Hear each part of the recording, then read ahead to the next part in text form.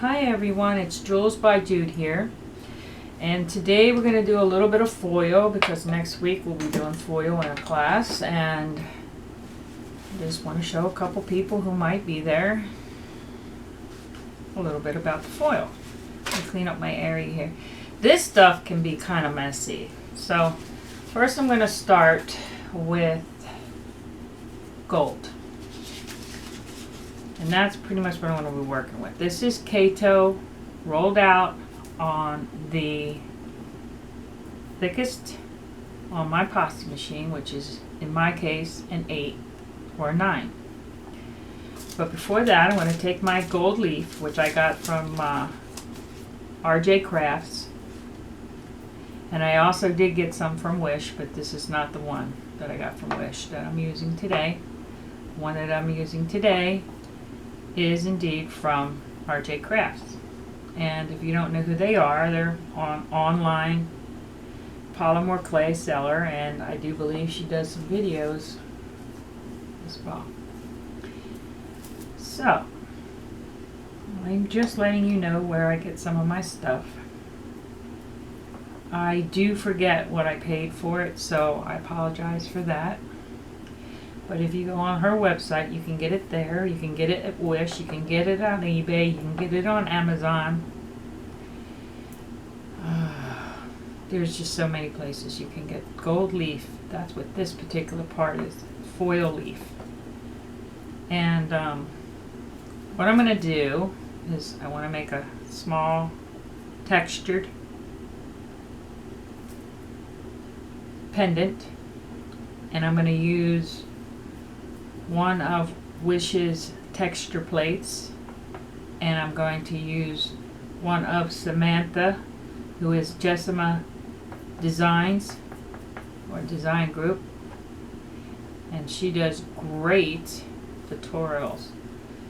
I learn so much from her, so if you get a chance to watch her videos, I suggest you do. Now I like to just show everybody the basics out for sure. Alright.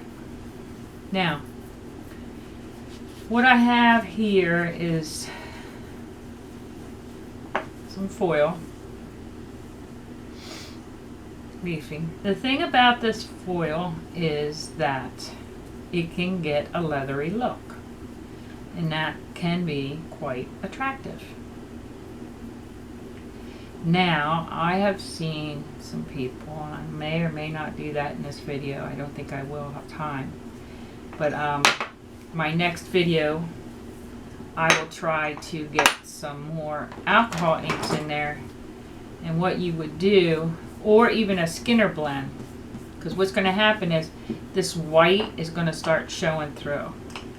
As soon as I start rolling this out. I don't know if you can see that, but I hope you can. And it's crackle. It's like a crackly kind of look, but I like to think of it more or less like a leathery look. So it's very interesting. I'm going to do a class next week with the same type of technique. It's very, very beginner. It's very, very simple. And it's perfect for learning. You can see how the foil feels great on here, by the way. So what I'm going to do is I want to try out one of Samantha. Oh, I want to texture it. I'm sorry. I knew there was another step I wanted to do. Okay. This is my texture plate from Wish.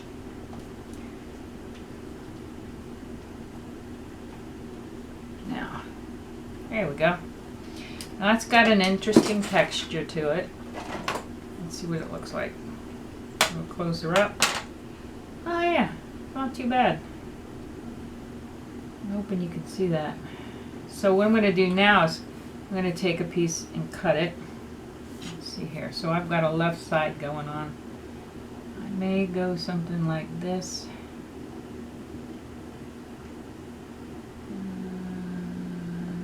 Just take a couple looks at this. Go like that, sideways, let's do that. I love these cutters. And as I said, these are from Jessima Designs.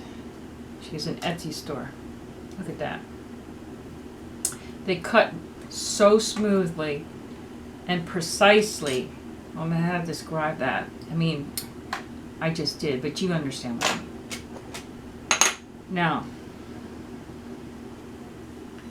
this is my current piece. As you can see, I did not spend a lot of time on it, but it's very pretty. To me, it's very pretty.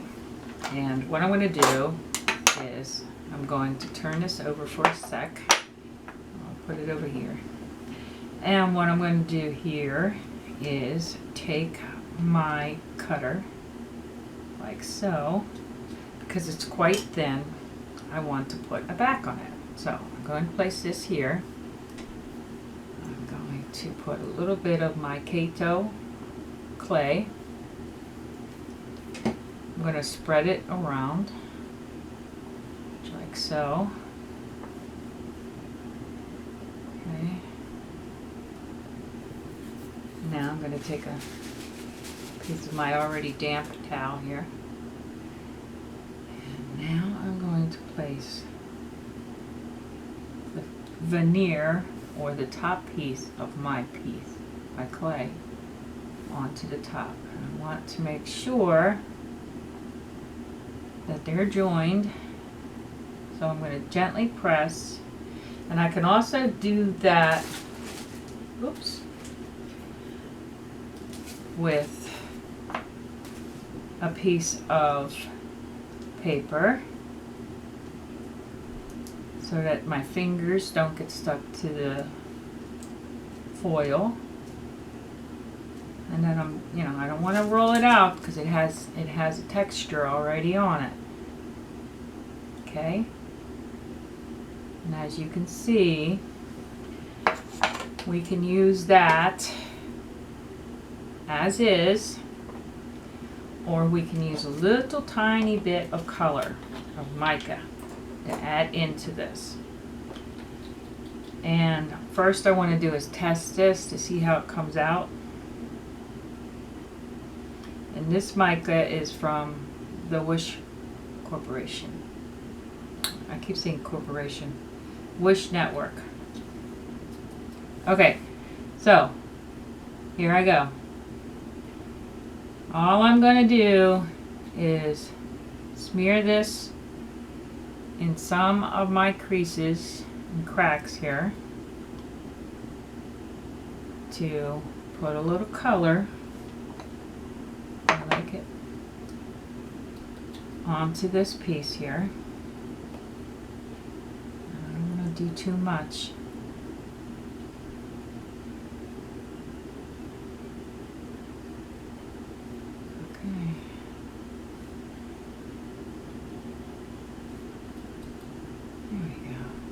So we got two kind of things going on here. I gotta pick this up a little bit, guys. I have to see it a little bit. I have to see where the creases are. I feel like I'm working in the blind sometimes with this videotaping. I can't see everything I'm doing, so it's a little difficult at times. Alright, check my sides. I want to see that? I want to smooth that off a little bit. A little sharp. But I gotta tell you, I really enjoy these cutters from Samantha. I also like other people's cutters. I also like some cutters from Wish, to be honest with you. So I'll go over what we used, who's who, all that good stuff in a minute here. I'm going to bake this, and I'm going to bake it for about 45 minutes on about 275, and that's pretty much to my liking. And then I'll probably put a, now I think I'm going to drill a hole in this one. So, I like it. So that's what it's going to look like. Okay, welcome back to my mess. Let me show you what happened while you were gone and you didn't even know it. Or I was gone and I didn't even know it. So, what we did was we made a pendant with this cutter we made this pendant with this cutter. There we go. And this cutter's name is Nested Petals Large Left, and it's from Jessima Design. And thank you, Jessima, because I love these cutters. This is what we used: the texture plate from Wish, the mica blue powder from Wish, the gold from, I'm not sure where I got this gold mica powder from, the pliers from Michaels, paintbrush miscellaneous, you can use anything from there, R.J. Crafts resin is what I used, and last but not least were the Jessima Design Tools cutters and Wish cords. And these Wish cords happen to be the ribbon ones. Now what they have here are a bit of a cord and a ribbon cross, cross between the two. I think there's 2 pieces of cord and 1 piece of ribbon, and they're beautiful. Beautiful. I got 2 packs of them, and I'm probably going to get more. Very inexpensive. So I have a little bit of a surprise before we go, because I need to rush this. It'll get done. This is our pendant, and I think you remember, by the way, you can use these as earrings. I think you remember this little guy, and I'm not sure if I showed you what he looks like after you put clay in him. It's a sugar skull I got from the Wish Corporation or the Wish Network, and I'm going to pull him out. This is not cooked, and I'm hoping that you can see the detail in this little guy. Let me move him around.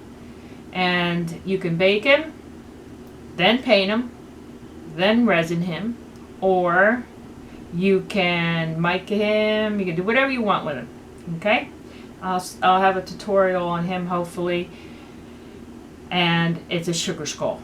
And this mold is what I just put the clay in. And this was from the Wish website. Very inexpensive. I can't remember the price on this. All of the Wish products are a lot cheaper than others.